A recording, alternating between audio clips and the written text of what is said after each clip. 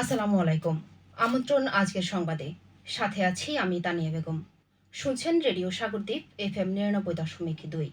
আজ শনিবার 25 অক্টোবর 2025 খ্রিস্টাব্দ, 9 কার্তিক 1432 বঙ্গাব্দ, 2রা জমাদিউল আউয়াল 1447 হিজরি। শুরুতেই সংবাদ শিরোনাম।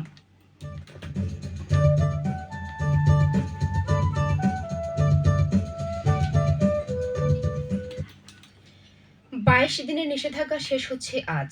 ইলিশ শিকারে প্রস্তুত হাতিয়া দ্বীপের জেলেগণ।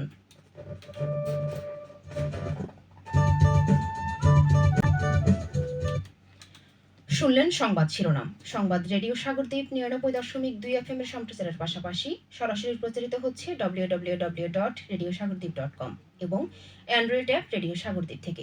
এবার বিস্তারিত।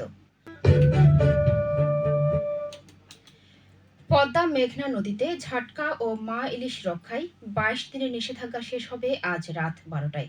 নিষেধাজ্ঞা শেষে ইলিশ শিকারে নদীতে নামার প্রস্তুতি নিচ্ছেন হাতিয়া দ্বীপের জেলেগণ। এর আগে গত 3 অক্টোবর রাত 12টা থেকে ইলিশ শিকারে 22 দিনের নিষেধাজ্ঞা দেওয়া হয়। এ সময় বেশিরভাগ জেলে ইলিশ মাছ ধরা থেকে বিরত থাকলেও অবৈধভাবে অনেকে ইলিশ শিকার করেছেন বলে জানিয়েছে মৎস্য দপ্তর। গতকাল রাতে হাতিয়া দ্বীপ উপজেলা মৎস্য বিভাগের অভিযানে 4টি ট্রলার সহ প্রায় 15 মণ ইলিশ মাছ জব্দ ও 50 জন জেলেকে আটক করা হয়েছে। মেঘনা নদীতে এই অভিযান পরিচালনা করা হয়। কোস্টগার্ডের সহযোগিতায় অভিযানে মৎস্য দপ্তরের কর্মকর্তারাও এতে অংশ নেন। অভিযান সূত্রে জানা যায়, সরকারি নিষেধাজ্ঞা অমান্য করে 4টি ট্রলারের জেলেরা মেঘনা নদীতে মাছ ধরছিল। গোপন সংবাদের ভিত্তিতে মৎস্য বিভাগ ও কোস্টগার্ড যৌথ অভিযান চালিয়ে 4টি ট্রলার সহ 50 জন জেলেকে আটক করে এবং ট্রলারগুলো থেকে প্রায় 15 মণ ইলিশ মাছ জব্দ করে। পরে জব্দকৃত মাছগুলো উপজেলার বিভিন্ন এতিমখানায় বিতরণ করা হয়।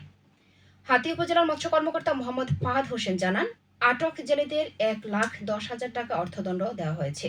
মা ইলিশ রক্ষায় এ ধরনের অভিযান অব্যাহত থাকবে। জেলা মৎস্য কর্মকর্তা মোহাম্মদ বিল্লাল হোসেন জানান, আজ মধ্যরাত থেকে জেলেরা নদী ও সাগরে নামতে পারবে, কিন্তু তারা একদিন আগে নামায় জরিমানার মুখোমুখি হয়েছে। এ সময়ে মা ইলিশ ধরা পড়লে আগামী বছরের উৎপাদন কমে যাবে।